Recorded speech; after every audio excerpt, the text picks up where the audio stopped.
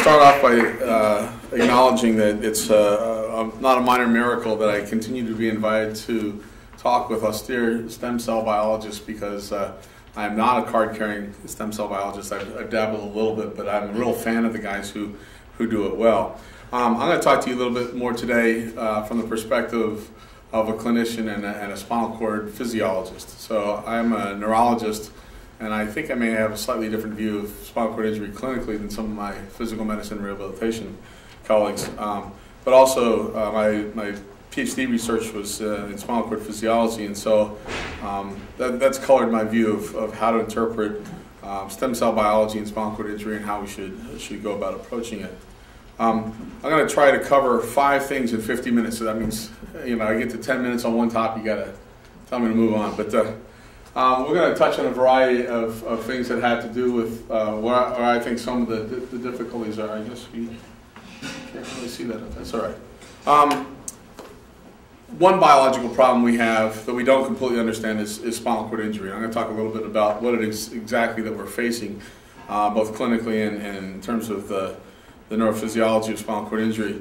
But there's another biology that we're still learning a lot about, and that is stem cells, and the ways in which they could interact with spinal cord injury to result in some change. And of course, when you put two partially understood things together in biology, the only thing you can guarantee is that you'll be surprised by some of the outcome, because it's very hard to predict. I'm going to make a little bit of a case for why we need to do some things in animal studies better to understand how it is that things work.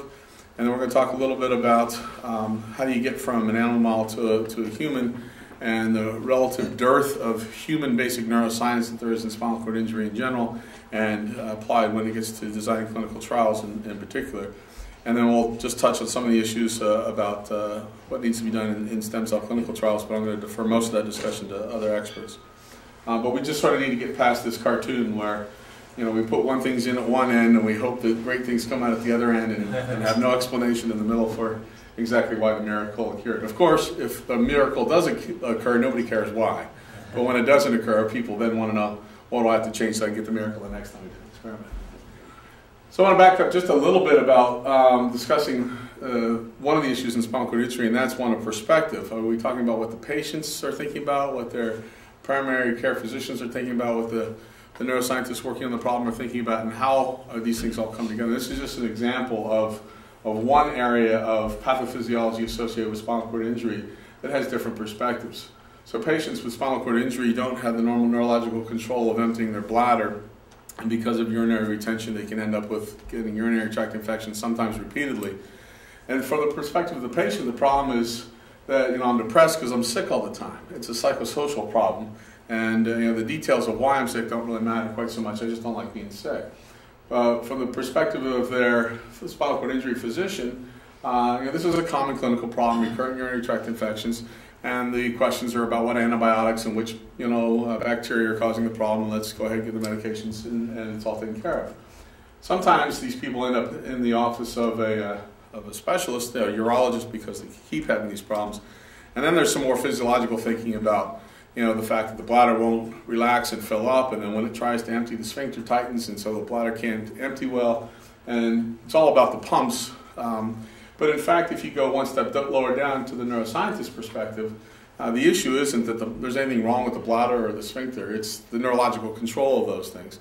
So ultimately, to get rid of this patient feeling sick all the time, we have to fix the problem at the bottom, and that is recover normal neurological control of how we urinate.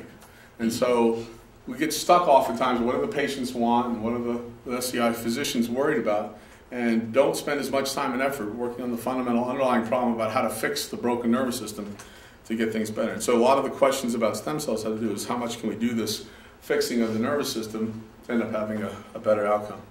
Now, this is a long list of cellular processes that happen after spinal cord injury, starting with the acute and then ending up in sort of the chronic situation. And I think a lot of what we'll hear today will be about how stem cells interact with this cellular face of spinal cord injury, with all the things that are listed here. But I want to take a different perspective, and that is a physiological perspective, and that is to say, Aside from all those cellular processes, there is a resultant new anatomy and a resultant new physiology that's really critical. This is a picture of half of a spinal cord with a dorsal root carrying sensory information into the spinal cord, a pathway coming down from the brain that's got that triangle in it showing that it's been damaged, and then the exiting motor output of the spinal cord in the ventral root that causes muscles to move or autonomic functions to happen. And from a physiologist's perspective, the problem with spinal cord injury is now that the spinal cord neural circuitry that used to get normal input from the brain and normal input from the periphery as far as sensory information, and would integrate it and learn how to integrate it over development and early practice, now has to deal with the fact that some of its inputs remain normal. That sensory information may still come in just fine, but connections to the brain have been altered. And so there has to be a new integration. The spinal cord circuitry has to figure out what to do with this new combination of inputs and how to deal with the fact that now this is going to mean a new output. And oftentimes in spinal cord injury, the problem isn't no output versus output. It's whether the output is normal physiology or pathophysiology. The difference between a flexor spasm and an extensor spasm and the flexion and extension phases of walking are really more about the magnitude of the contraction and the timing of the contraction. Getting from pathophysiology to normal physiology is more often the problem than just having no output to getting some output. There's also some things that need to be considered in terms of the circuitry that's affected by spinal cord injury, depending on where it is that we're talking about in the spinal cord. When we talk about paraplegia, we're usually talking about a disconnection between cells in the brain and cells in the spinal cord, like interneurons and motor neurons and sensory neurons. And this disconnect causes lots of problems, but we still have the sensory input coming into the spinal cord, the local circuitry, and the motor output of the spinal cord. And if we could fix the connections to the brain, we might have recovered some of what it takes to function below the level of the injury. But when we get to tetraplegia or quadriplegia, with the injury being in the cervical spinal cord, the problem is that the injury affects not only connections to the brain, but knocks out these interneurons and local circuits, knocks out motor neurons, so muscles are not getting control from the nervous system, and knocks out sensory input to the system. And now you have this huge mishmash of reasons for your deficit. Denervation, deafferentation, loss of local circuitry, as well as loss of input from the brain. And we would never combine injuries when we do studies about recovery in the legs with people who have damage to these sensory or motor nerves, either because of peripheral nerve injury or because of injury to the cauda equina, the lower parts of the nerve fibers that are still within the spinal canal. Because we'd be comparing apples and oranges when we looked at someone who just had a mid-thoracic or a cervical injury. But we can't avoid that problem when looking in the upper extremity. Furthermore, even though we have ways to describe patients fairly well, they often don't get at all the heterogeneity of what's there. So this is an example of 3 different patients whose American Spinal Injury Association examinations show some things that are very similar and some things that are rather different. These patients all have C6, the 6th cervical level of the spinal cord is their last normal neurological level by the rules of the ASIA exam. When we examine muscles that are innervated at the 5th, 6th, 7th, 8th cervical level and the 1st thoracic level. This is the biceps, the wrist extensors, the triceps, gripping and opening the fingers. And what you can see is we can score the strength that the patients have in each of these muscle groups from 0 to 5, and then we can add up all those points and come up with an upper extremity motor score. And these 3 patients have all exactly the same upper extremity motor score. And yet, if we look at which muscles are weak and what the pattern of weakness is, they end up with very different function. This patient who has just lost some strength rather evenly throughout the arm has generalized upper extremity weakness. This patient whose weakness is getting worse and worse as we move down the cord has got a hand that is weaker than the proximal part of the arm. And here's an example of someone whose injury was rather focused at a level, in this case C7. And this affects the muscle that extend the elbow, but relatively preserve what's going on at the hand. And so if you were to ask these 3 patients who have exactly the same clinical score to perform a behavior, they're going to do so very differently because of the pattern of weakness and the pattern of injury that they have. Sorry, I didn't mean to have my Skype still on. The other thing that you point out is there's no way to tell from either this exam or from the behavioral testing to know how much of those neuroanatomical problems that I talked about in the previous slide are going on, which losses are being dealt with. And it may be very important if your stem cell treatment is to replace motor neurons. Putting in a patient who has no more motor neurons might be very beneficial, but putting in a patient who has plenty of motor neurons but isn't moving because there isn't good connections to the brain or there isn't good sensory feedback, it might not do any good at all. We also have a tendency to talk about the safety of doing studies in patients with complete injuries and the risk or potential benefit of studying patients with incomplete injuries. The risk being you might lose some function that currently exists. The positive is you might gain more therapeutic benefit of your intervention. But just looking at the upper extremity doesn't tell you anything about this completeness, because this is based on how things function when the exam gets down to evaluating motor and sensory control around the rectum. So now I want to switch from the problem of the spinal cord injury to the biology of stem cells. And this is, again, the outsider's view of the potential ways in which stem cells could be of some benefit. And I don't know that these are always thought about in the work that has gone on, at least in years past. And I think that they range from the very possible to the rather unlikely, but wouldn't it be cool if we could find an example of it kind of thing. We might be able to put stem cells in and have them assist in some sort of neuroprotection, and certainly putting in cells relatively early in many of the animal models has been effective, whereas trying to put them in chronic injuries hasn't been so. So this may have to do with neuroprotection or avoiding losing additional tissue after injury. I think this one is probably the appreciated role that stem cells might make, and that is to produce good humors, by which I mean molecules that are neurotrophic factors or immune modulators or cytokines of some sort or the other. Most of the people I think at this table would think of as growth factors in terms of their ability to help cells survive or differentiate or turn into anything.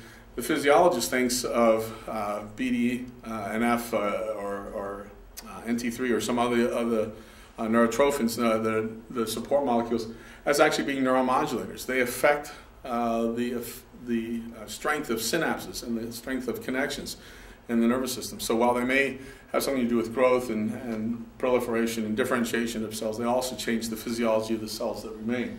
And it may very well be that a lot of the effect that we're getting in so-called benefits of stem cell transplantation have to do with just simply changing how the circuitry that was already there can function, maybe now better.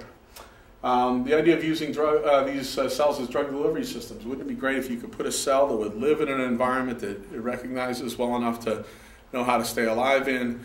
It doesn't necessarily differentiate too much or doesn't divide too much, but when it sees condition X, it spews out molecule A, and when it sees condition Y, it spews out molecule B, and you can have engineered cells that are doing specific things under specific conditions. Of course, there's a lot of assumption that the path to neurological recovery in spinal cord injury is neural repair. We spend a lot of time hearing about regeneration of pathways that have been disconnected. This is getting new connections with regeneration. Of course, the question there is, should these stem cells be a bridge or a conduit to get across the level of injury, or should they be at some distal target, either below the injury or above the injury, to encourage growth all the way to a new area? But I think understudied is this idea that the pathways that remain could be encouraged to sprout and make new connections to make up for the fact that, while their connections are still intact, their neighbors might not be, and so they could just take over. And it'd be like if your neighbor's going on vacation and says, I'm not going to be parking my car in the driveway. You say, fine, I'll park my car in my driveway and my wife's car in your driveway, and nobody will know that we're not connected the same way that we were before. We talk about cell replacement some. There are glial cells in the nervous system that we might benefit from replacing. Astrocytes have long been thought of as the bad guys in terms of scar formation, but we know from some of the work that went on in Michael Sofroniev's lab when I was a fellow at UCLA that taking away reactive astrocytes, while it allows for better sprouting of neurites, there's a larger injury, there's more immune response, there's less of a blood-brain barrier. And there's some other work, Stephen Davies and others have tried to sort out good astrocytes from bad astrocytes, because they're not all the same kind of population. Oligodendrocytes, the ones that cause myelination or the insulation being put around axons in the nervous system, there's a ongoing debate as to how good a target is this therapeutically. You make the argument that patients are not getting worse and animals are getting better during the time that these cells are dying after spinal cord injury, and that pharmacological attempts to reconstitute the kind of nerve conduction that occurs when there is myelination haven't really shown much benefit in spinal cord injury. But it's very hard to argue that if there's even 5 or 10 or 15% of axons that remain don't have insulation around them and can't conduct signals very well, then maybe we ought to be trying to help those out. And then, of course, if we were ever to replace neurons in the nerve system, should there be these local interneurons that I talked about that process sensory information and descending information to help with the motor output, or could we really sort of realize this holy grail of a new neuron that connects a neuron from the brain that's no longer connected to its spinal cord target? Instead of having brain to spinal cord, we have brain to stem cell to spinal cord target. And while this has been shown to be anatomically possible, we don't have no understanding as to whether this is physiologically functional or relevant for recovery. So those are the issues about the biology of spinal cord injury and the biology of stem cells. And of course, when you put the two together, there'll probably be some unpredictable interactions. But we have to try to understand what's going on when we put these things in animal models and they get better. The animal does something that looks more normal than it did before the injury. We have to understand why. And I think that unfortunately we have a very limited view of this. We have behavioral outcomes that lots of people can do. In fact, I'll pick on the Novartis trial that Martin Schwab did with the no-go antibodies, that prior to going to clinical trial, they just seemed to add more and more and more and more behavioral testing of a variety of different animal model tests of behavior, but it really never got down to looking at specific physiology and a relationship between physiology and behavior, or a relationship between physiology and anatomy. And I think that if we're going to do that and really understand what's going on, we have to have neural circuits in which we can look at quantifiable behavior, quantifiable physiology, quantifiable anatomy, figure out which predicts the other, and to measure or be able to detect across a wide spectrum of outcomes whether there was or wasn't a benefit of this therapeutic intervention. And this concept of testing what is necessary and sufficient, I think it needs to be more rigorously developed. We have to ask, what is going on after the injury, but then not only what changes, but what in fact was causal and what was just corollary to the improved behavior. Because things can happen that are necessary and or are sufficient or both, but we don't really have a way to go through all the changes that we see and figure out which ones are which. So these are some circuits that we could talk about. There's people who are studying the circuitry below the level of injury. There are people that are studying the circuitry across the level of injury in terms of connections from the brain to the spinal cord. And I'll tell you a little bit about this later. But I want to make a case for an intersegmental reflex. This is a pain reflex where sensory information comes into the spinal cord at multiple levels. Synapses on interneurons in the spinal cord, and then there's a motor output. I just want to point out from this example how it is that we can have quantifiable behavior, quantifiable physiology, quantifiable anatomy, and really start to put together what is in fact necessary and sufficient, what's related to what. But it really takes getting down to a simple circuit. So let me start off by showing you this pain reflex. This is an anesthetized rat. But you notice that when the skin on the back of the rat gets pinched, there's a little contraction of the muscle underneath the skin. And that muscle is called the cutaneous trunci muscle. And you notice that wherever the pinch is where the most of the contraction is. And so this is a neural circuit for which the sensory information, I'll play one more time. Since the sensory information comes in at multiple levels, but the muscle is innervated by motor neurons that live in the spinal cord at the junction between the cervical and thoracic spinal cord. So we have this anatomy, this highly somatopically organized reflex, and we know the anatomy, and this is what the neural circuit looks like. So if you were to stimulate, open up the animal and stimulate dorsal cutaneous nerves that come into the spinal cord at every level, you can simultaneously record from the nerve going to the muscle that you just saw contract, and you can see the size of the signal recorded in that nerve in response to stimulating these sensory nerve fibers. Now, obviously, you can see that if you have a thoracic spinal cord injury, stimulating above this level of injury should leave a relatively intact anatomical circuit. But if you had an injury that disrupted some of these connections, you might get a different output from the motor recording than when you go and stimulate the sensory inputs to the circuits. So this is quantifiable physiology. We can take these signals and process them and measure the delay until the signal starts and the size of the signal. What you should notice is there's two bursts recorded in the motor nerve, and this is because this first burst is caused by stimulation of one kind of pain fibers, A delta fibers, and this second burst is requires stronger stimulation to recruit the higher threshold C fibers that are also pain fibers.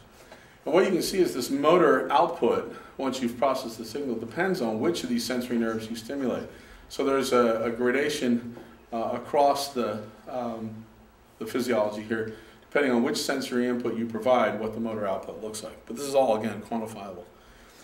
In fact, we can quantify other processes if we look at, instead of an average response over 20 times, we watch sequentially each time we stimulate. I'll just have you focus on this middle false color plot here. Well, this is stimulating the T10 dorsal cutaneous nerve at 1 hertz. And we did this 20 times in a row. And each subsequent trial is shown on another row of this plot.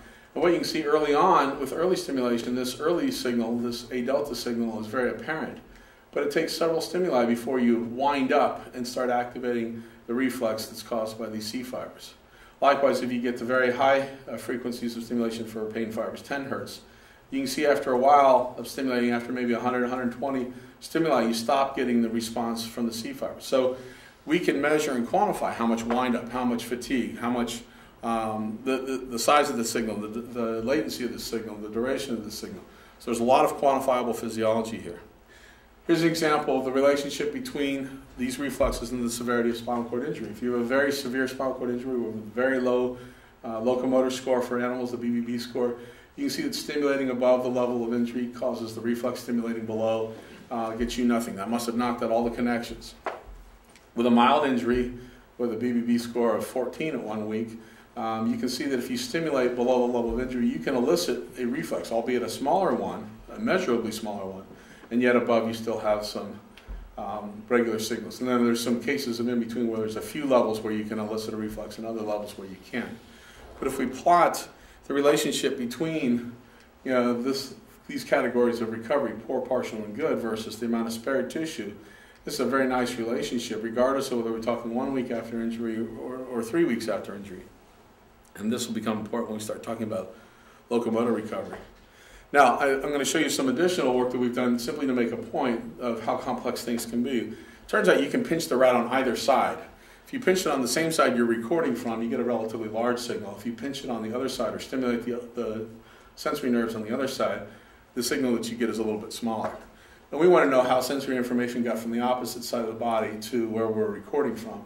And so we did a lateral hemisection here, and we were able to discover that signals were able to still get to this motor cell from this sensory cell. So there must be a connection that goes across the midline below the level where the spinal cord injury is, this hemisection.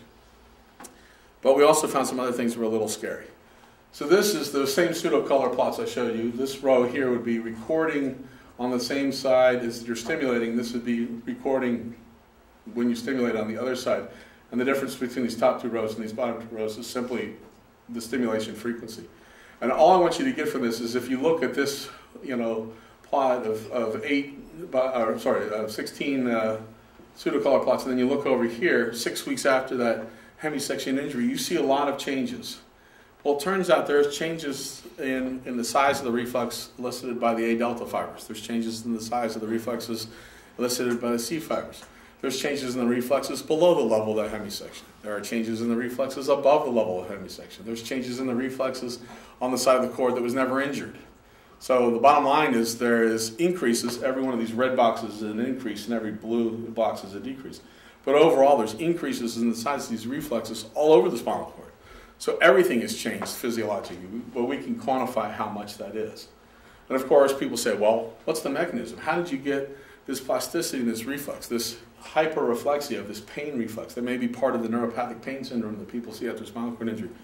We don't really know, but we're starting to take a look what's going on anatomically. So this is the dorsal horn of the spinal cord, and what's shown here is where the C fibers terminate in the spinal cord in red, and where the A fibers terminate in the spinal cord. And you can see that they don't terminate in the same places, but we can characterize how many branches there are, where they go up and down the spinal cord, how deep they go in the spinal cord, how dense they are, and we can see differences between the different levels. So at T7, the C fibers come in and they spread out more up and down the spinal cord, and they have this vertical orientation. If you get down to stimulating or studying the pain afferents in the dorsal cutaneous nerve at the T13, you now have a very focal projection of C fibers and a much more diffuse projection of A delta fibers.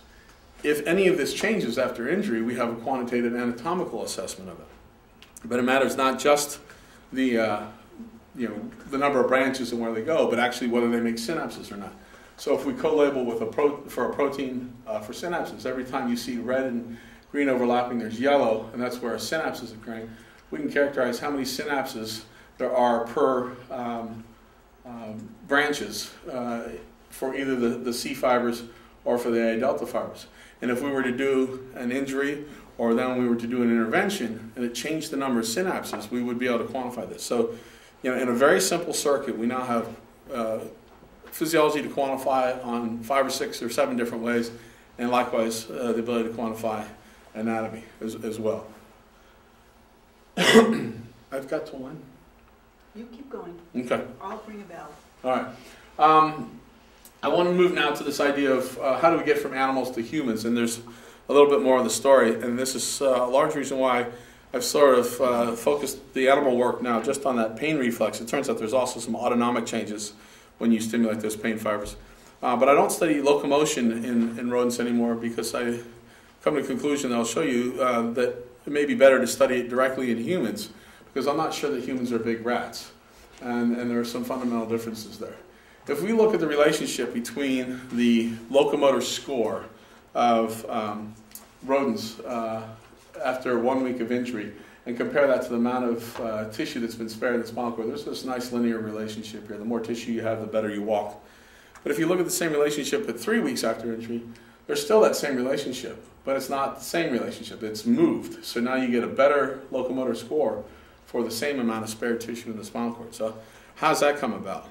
Well, if you look at this neural circuitry, you've got circuitry that's within the spinal cord for stepping, interneurons and motor neurons and sensory inputs, the so-called central pattern generator, and you have some residual connections from the brain.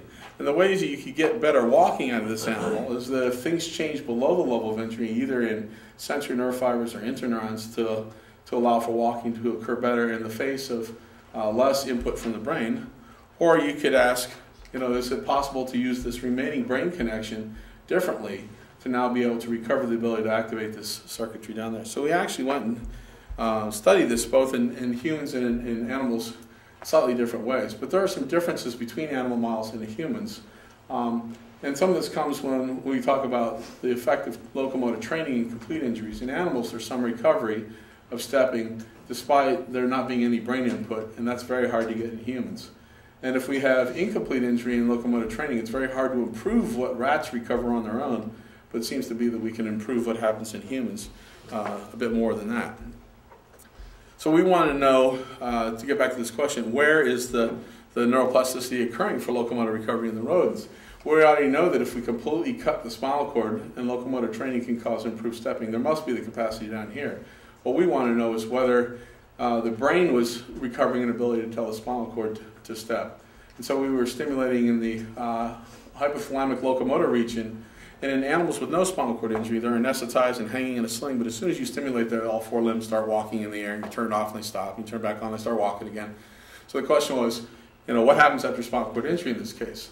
So, the way you know you're in the right place with this electrode is that even in spinal cord injury, when you stimulate, at least the 4 limbs go. So we said, well, what happens after spinal cord injury? And we just categorized the movements of the legs either as no movement, slight movement, tonic movement, or rhythmic stepping. And 1 week after injury, all the animals whose BBB scores were non-ambulatory had no response to this brainstem stimulation There was no movement at all. One animal with a mild enough injury to be walking around in the open field also was able to demonstrate rhythmic movement, when we stimulate the brainstem locomotor region.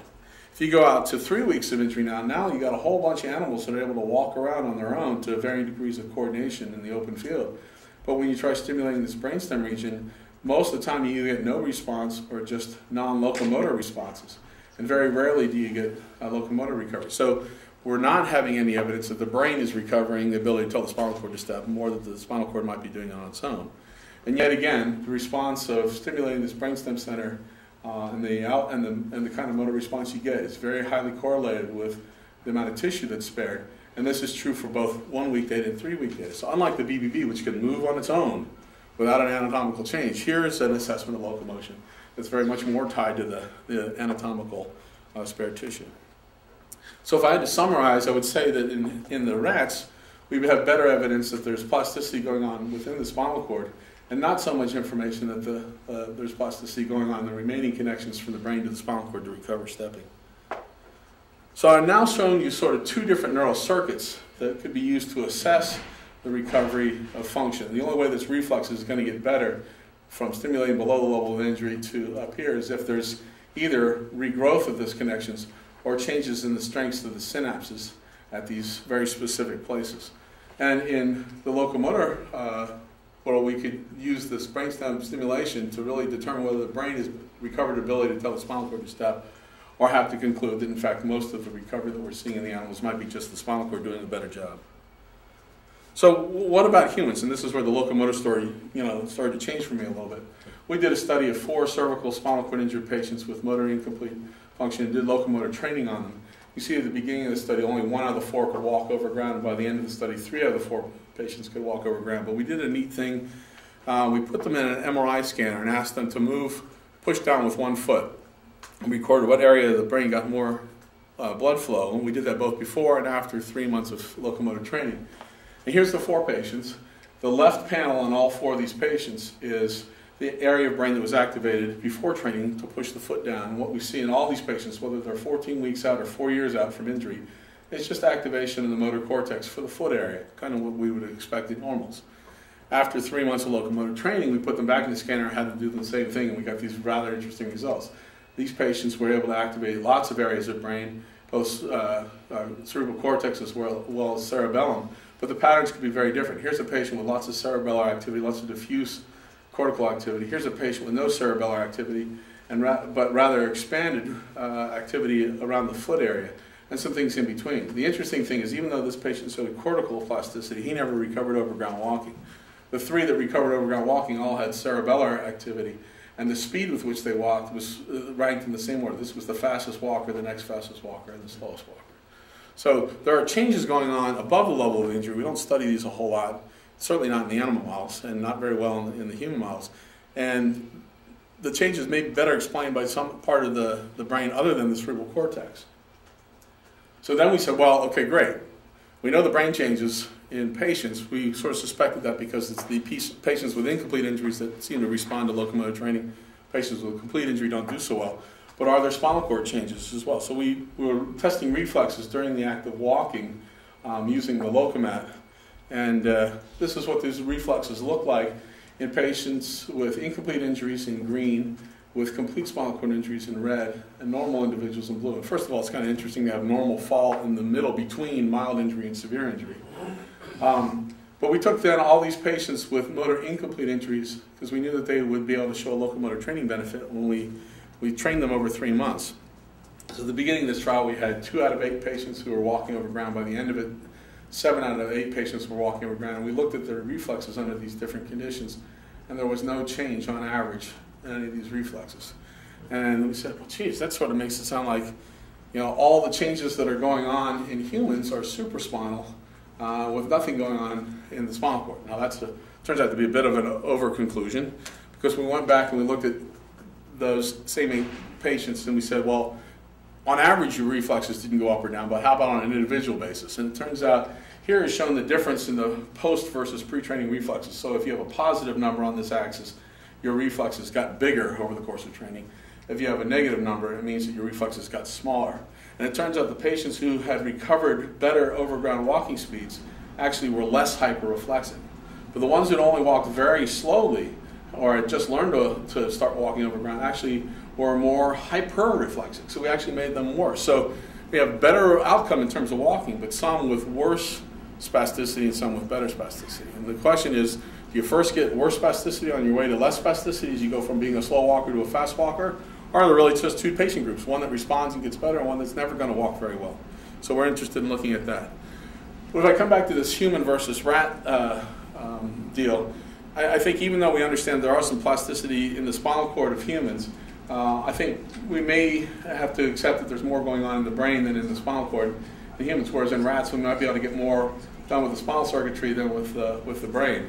And this sort of has shown why that might be the case. In the rat or the mouse, the spinal cord weighs about 1/3 of the whole nervous system.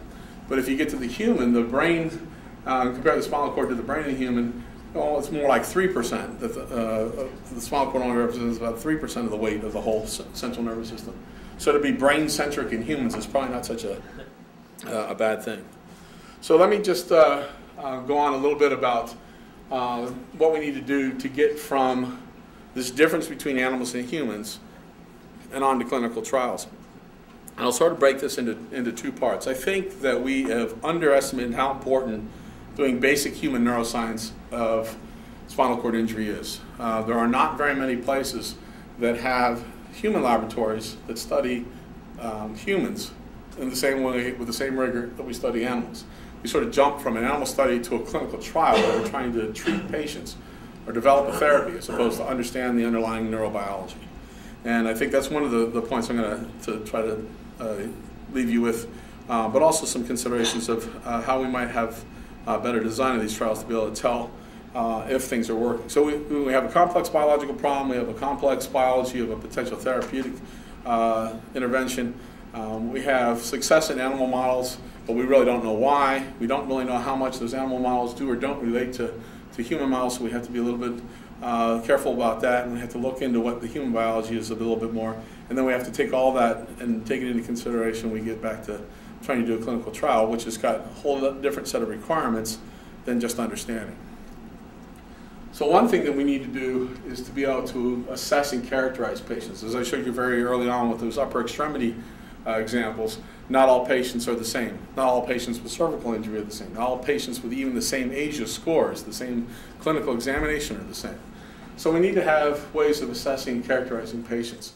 But we have behavioral and clinical scores, the American Spinal Injury Association exam, the Ashworth score for spasticity. I make fun of the poor man because most everybody will admit it's actually not a particularly helpful score. There's the functional index measure, there's the spinal cord index measure, functional independence measure and spinal cord injury, one specifically for spinal cord injury. But all these clinical scales have the same issue. There are relatively few categories with relatively large within-category variability. So if you had a therapy that changed your motor score on your ASIA exam that allowed you to move from up by one motor point, you got stronger in one muscle, you might cross the threshold from being an ASIA C patient to an ASIA D patient. You would be considered a clinical success in a clinical trial. If you, however, were an ASIA C patient, went from being the weakest ASIA C patient to being the strongest ASIA C patient, maybe changing the motor strength that you have by 30 or 40 points, and that it didn't cross over into the next category, you might not be considered a clinical success. So having, the only way to detect clinical improvement is by moving from one group to the next really limits to a small subset of the patients that you're studying. We have functional measures, and these start to get at things that matter more in terms of specific physiological tasks like walking or reaching and grasping. But I have lots of ways I can make someone walk faster without necessarily making them walk better. So, I can get behind a patient, yell at them, and they'll walk faster, but they may have more spasms or more pain or be energetically less efficient. So we really still have to ask about mechanisms. So this gets to neurophysiology. Now we're starting to run into techniques and technologies that are more unfamiliar. They are unfamiliar to many of the clinicians involved in these studies because they take special equipment and special training and a fair amount of investment. They're unfamiliar to molecular and cellular basic scientists who would much rather do a 4-minute observation of a VVV score than to have to buy amplifiers and stimulators and software to do analysis of neurophysiology. And by the way, the spinal cord physiologists are all way too scared of spinal cord injury.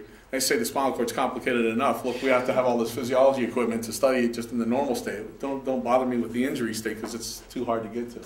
So we've really got a bit of a vacuum here. But there's sort of two kinds of ways to use neurophysiology to study this problem. And often they're not distinguished particularly well. One is study conduction. That is looking at how signals are going up and down past the level of the injury. And we have ways of looking at that with some imaging techniques that fMRI showing brain plasticity is probably in part related to signals being able to get up and down the spinal cord. We also can look at evoked potentials, motor evoked potentials, somatosensory evoked potentials, contact heat evoked potentials. So a variety of neurophysiological tests that can test the connectivity. I was telling Ed, this is a little bit, however, the problem after Sandy. You could go out and count the number of phone lines that are still laying out there in the street, and you might know something about the phone system, but that may just be the wires. That's the anatomy. If you actually could send signals up and down and find out which of these phone lines still send signals, you would have this conduction physiology. But that still doesn't tell you how many people are making phone calls, what they're saying on the phone calls, and what they're doing about what they say on the phone calls. So this is where this part, processing, really matters. The only way you can tell how these phone lines that may remain after an insult, like a storm or a spinal cord injury, the only way you can tell what the conversation was along that communication is what happens when the person gets up from behind the desk after they get off the phone. And so how signals are being processed is really an important part of this assessment. What is the input-output function? Well, I already showed you some of the results we've been using reflexes to study that. Reflex modulation is something we're continuing to study. But also looking at the patterns of activity. Remember when I showed you the cervical spinal cord examinations where the pattern of motor activity was what really mattered. We have to have ways of assessing that. And there's a clinical tool that we're using in Atlanta called the Brain Motor Control Assessment that looks at patterns of EMG activity under different circumstances to be able to tell how normal or abnormal the activation patterns are. Just a few words about, this is a slide from a talk I gave about the general approach to intervening in spinal cord injury, but with specific regards to stem cells, I made some important points. I mean, everybody wants to practice evidence-based medicine. I want to do things for which I know there is efficacy. But in reality, a lot of what we do is generate practice-based evidence. I did it 15 times, and 14 times it turned out this way. There's your evidence. So, when we come to designing clinical trials, the gold standard is considered to be the randomized clinical trial where all the appropriate controls are put into place. But we've already hinted that there might be some problems with heterogeneity of the population and the scoring by which we group people together. But even so, this is where people are going to have to do stem cell trials as in randomized clinical trials. In physiological trials, it's turning out that we might be able to get some information by tuning the therapy to the specific individual in front of us based on their physiological profile. And it may come that we learn something from parallel lines of research in spinal cord injury that aren't stem cell research, where we then decide, we have better criteria to group patients together by this criteria, by that criteria, and then it may turn out one group, stem cells do a lot of good, and another group, they don't do so well. And rather than having those two groups mixed together and miss the positive message, we might be able to better test the right patient populations. And we even want to make a case for studying these changes in neurophysiology over the course of care. At least with therapies, we can change which therapy we're using if the effect of the intervention we're having is not working to move the patient in the direction of recovery. We'll try something different. But rather than start something, wait 6 weeks to see if they got better, we can be testing physiologically along the way to see how people are doing. We just recently in Atlanta benefited from the friendship that this man, Billy Hulse, had in his community. All those people are friends of his who raised money to start a spinal cord injury laboratory, a human neuroscience laboratory at the Shepherd Center. And the Shepherd Center is not a university-based place, and to convince them that it'd be all right to do good science alongside of great clinical care has been an evolution of thinking for them, but a good one. But Billy unfortunately passed away about 3 weeks after the dedication of the laboratory from complications, respiratory complications of his high cervical spinal cord injury. He was the patient who got the earliest diaphragmatic placer placed. He was about 3 or 4 days after his injury, and he was on a ventilator, and they got him a diaphragmatic stimulator like Christopher Reeve had. his friends thought he was so brave and so heroic in his efforts, and he was interested in the research we were doing, that he gave us this money to start this laboratory. And this is the team collecting electrophysiological data while studying a subject in the robot, the Locomotor. And this is where we're assessing the physiological output of the system by which patterns of activity and which muscles for a specific motor task, walking, and able to test how changing things like the body weight support or the treadmill speed or the hip angle are changing these outputs and characterizing this patient's neurophysiological phenotype. Just to show you some of the things that we're doing in the laboratory, we're using this spinal cord stimulation, transcutaneous spinal cord stimulation, to evoke reflexes in the same way we did with the peripheral nerve, but instead of getting a single reflex, we now get reflexes on both sides of the body in the quadriceps muscles, the hamstrings muscles, the tibialis anterior muscles that lift the toe up, and the triceps sore muscles that push the toe down. And we can see in this patient who's just standing there that there's some asymmetry on the right side and the left side of the body because of the injury. And then we can start the patient walking, and with one leg in full extension, the other leg in flexion, we can see how those reflexes are modulated. This reflex in standing disappears in mid-swing. This reflex that's big in standing is a little bit smaller in mid-stance, and this is similar to what we saw with those H reflexes. But now we'll be able to go back and ask that question of how do reflexes change over the course of locomotor training, but we could have used the same assay, how do reflexes change after getting stem cells? Are the patterns becoming more normal and more like uninjured individuals, or are the reflexes becoming more different? This is a bit of a complicated slide showing a step cycle, and this is the electrical activity in 4 different muscle groups: the quadriceps, the hamstrings, the toe lifters, and the toe pusher downers, averaged over multiple steps, and then the mechanical information we can get out of the robot. And what we can see is when the patient's walking slowly with no loading, they're actually doing air stepping. There's not much activity in the muscles, but as soon as we load the patient and ask them to support 30% of their body weight, we now start seeing calf muscle activity in stance and tibialis anterior activity during swing, trying to lift the toes. And we see a change in the forces in the robot. So the robot only helps as much as it needs to. And if there's a change in the forces that the robot is recording, then that must mean there's a change in the forces the patient is producing. And if we speed up the treadmill, we now get even bigger activity. So we can see that the spinal cord can respond to loading, it can respond to gait speed in terms of its output, and that has both electrophysiological changes but also mechanical ones. But if we add this spinal cord stimulation, now instead of with single shocks but tonic stimulation, we can also augment the stepping process. So at about 30 hertz stimulation, we really augment the flexion extension activity going on in the spinal cord. Now you can see when we add this to loading and then to speed, we get far better activation of the muscle that's lifting up the toes. So there's far better toe clearance during swing and improved walking. Whether or not someone could respond to this stimulation more or less after a drug or surgery or stem cell therapy would be a nice way to assess whether we're improving the functioning of the spinal cord or not. One last example. This is a patient who, same kind of graph, but every time he would bring his leg through walking, he would have a kind of spasticity called clonus, where there'd be 4 or 5 beats before his foot would hit the ground. He'd lift his leg up, and there'd be 4 or 5 beats of muscle contraction, then he'd hit the ground again, and 4 or 5 beats again. And if we let the patient walk at the same speed, the same body weight support, with no stimulation, we can see these 5 beats of activity, of electrical activity of the muscle discharging, the 5 beats of clonus. If we stimulate him at 10 hertz, that clonus is still there. If we stimulate him at 20 hertz, the clonus disappears into non-specific activity. But back at 30 hertz of stimulation, here's the clonus back again, 5 beats activity. So the spinal cord's able to interpret something as simple as a different frequency of tonic stimulation and can get rid of the abnormal physiology if it's given the right kind of input. Of course, the question would be if there was any sort of therapeutic intervention, could you improve the ability to get rid of this pathophysiology, this abnormal muscle activity? So using physiology, both reflexes and how muscle outputs are patterned and organized can be studied rather discreetly, but it's not something that is commonly or widespread use yet, and I think we need to make an effort to try to do that. The last piece of the argument that I want to make is that how we impact patients may change or may influence their course of recovery. And we have to be prepared for a variety of different recoveries. If you were to start down in the parking lot at a ski resort, ultimately your goal is to get to the very top. But the ways up the mountain are variable. It may be that the way you choose to get up the mountain depends on whether you're an expert skier or a beginner skier.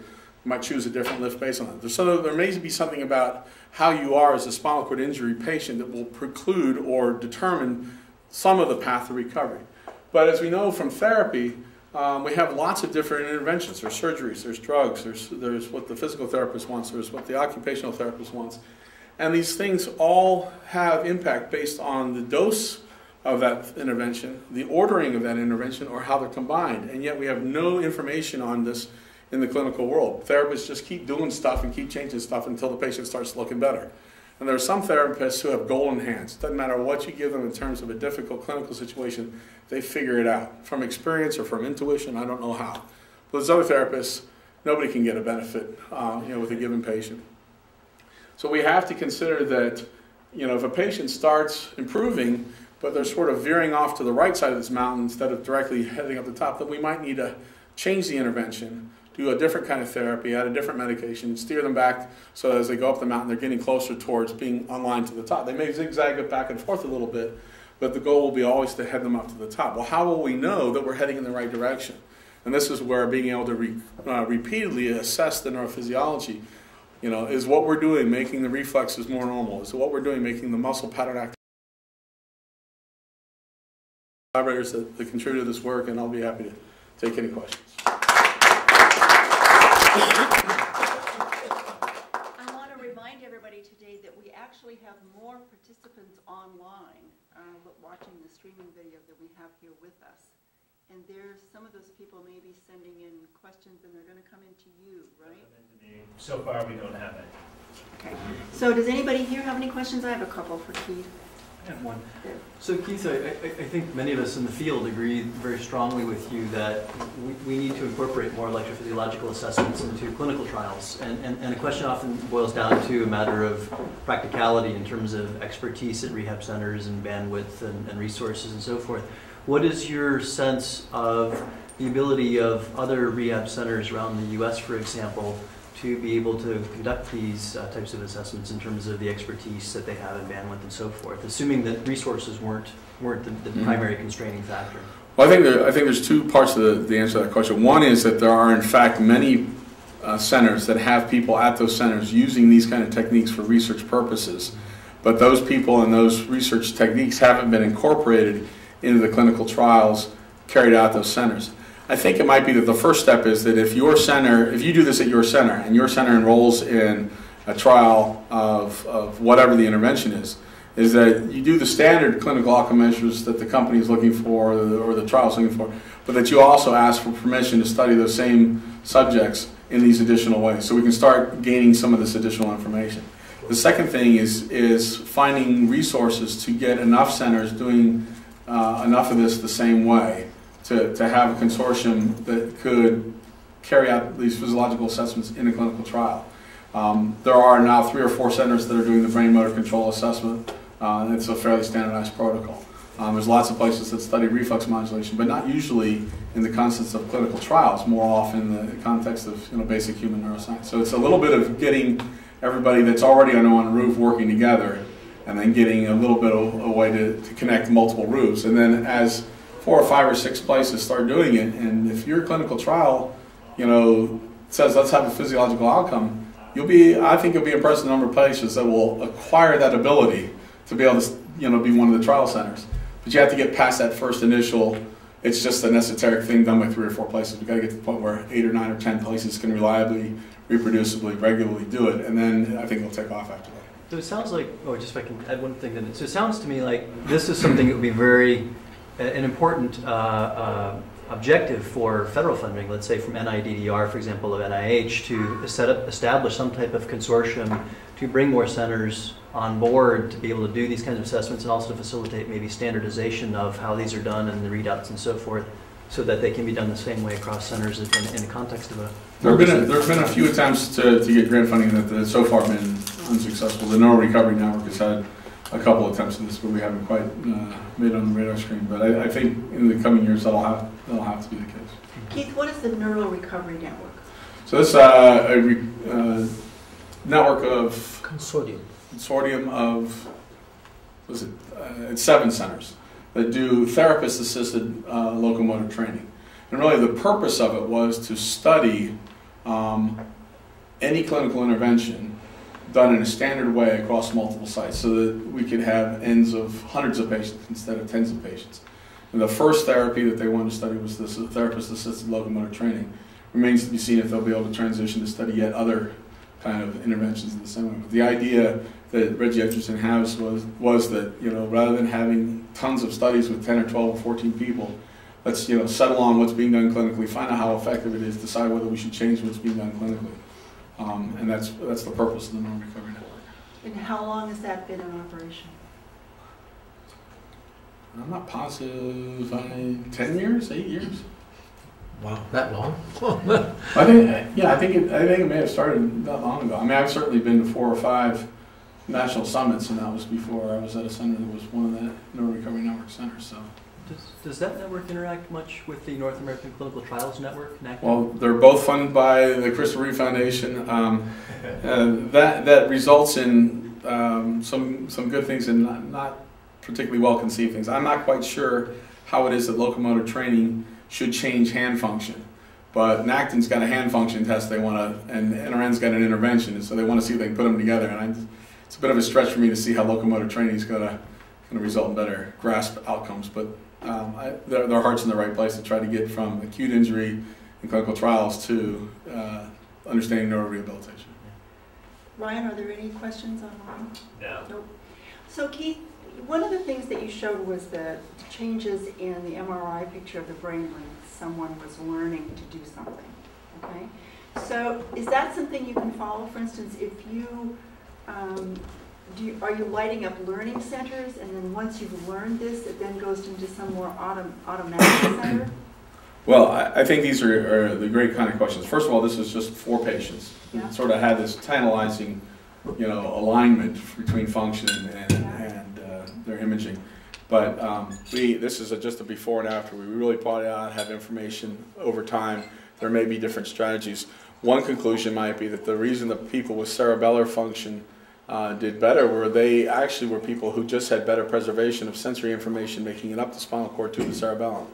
It may be that the people that had the cerebral activity had better motor learning. Certainly the cerebellum's in charge of trying to figure out a mismatch between the movement that you just did and the movement that you planned.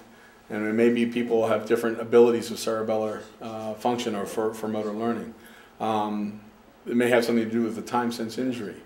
But these are all things that we have no real good clue about and no great way to measure. I can't find out if someone's got more or less of their spinocerebellar tract intact with current imaging techniques, although there are people working on tractography and diffusion temperature imaging that may make that possible in the future. But we really need to know much better about those kinds of supraspinal changes. How much is nonspecific learning, how much is related to the anatomy that you have left over, how much is or isn't related to the function that you regain. Maybe the guy that had the cortical plasticity without the cerebellar activity might not recover walking, but he might be able to tap his toes better than any of the other guys. We just didn't test that. So. And what is the difference between people who don't have an injury?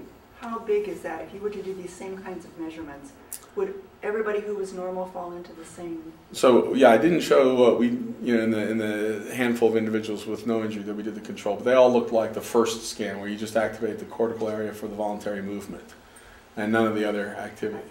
Okay, so they're not having to learn this. No, but that is a concern with these kinds of both behavioral tests and imaging tests that require some function. You have to make sure that the animal or the human isn't learning how to do it better simply by practicing it. And there's certainly been shown some of the outcome tasks that we use in animal models. The animals, if just given a chance to do it over time, do it better and better with practice. So you have to sort of pre-train them before you do your intervention to know that the changes are in fact due to your intervention, not just them practicing it better. All right. So do we have any more questions for Keith? Thank you so much. Phil had one. So can you do that cutaneous reflex in the mouse? Is that? work? I haven't gone around pinch hitting mice. I would predict that it could work. I also know that the surgery is a bear in the rat, and going tenfold smaller might be difficult. But the power of doing it with transgenic animals, could be very great, and that's certainly one area that it would be fun to work in. And some of this work to really get down to whether changes in that simple circuit are numbers of synapses or strengths of synapses might require that we do even more reduced preparation. So spinal cord slices and that sort of thing to do electrophysiology about synapse strength. Maybe something we have to do in collaboration with Sean Hotchman's labs next door, and they do exactly that kind of work. But you just to follow, but you also alluded in the rat that maybe you could discriminate myelin, right? I mean, or the conduction velocities. Was I overinterpreting what you said? Well, so the interpretation about the delay in these two different signals is usually attributed to the differences in delay of the peripheral nerve, unmyelinated versus myelinated. The problem is it's really hard to prove that it's that difference versus polysynaptic versus monosynaptic in the spinal. So that's my question. So that's not. So we don't know very much about these interneurons at this point. We have a lot more to learn. We have one question in the back. Lost it. Dr. Wayne? So it's not exactly the same by any means, but you know, the so-called triple response of Lewis does have a very similar segmentation, so that in the human, in a spinal cord injury patient, you can run a wheel. I'm sure you've done tortured patients in your neurology career, up and down, you see exactly where the injury is. And that involves a spinal arc. So I don't know if that would be a form of translatable well, certainly any rat model. Yeah, so any clinical reflex could be evaluated. You know, the advantage in the rats of this cutaneous truncated muscle is a little bit of the somatotopic distribution of the input. Same with the Lewis. Yeah, but it also turns out that if you do spinal cord injury, let's say you do a cervical crush injury, the autonomic responses or the dysautonomia that emerges depends on what level of sensory information. The closer you move towards the injury, the greater the dysautonomia is. So a little bit it's that organization, but it's also the ability to slice up the animal at the end of the experiment and look under the microscope is what's going on anatomically to put together with the physiology. And none of my patients have yet volunteered for that, although there's a couple that are thinking about it.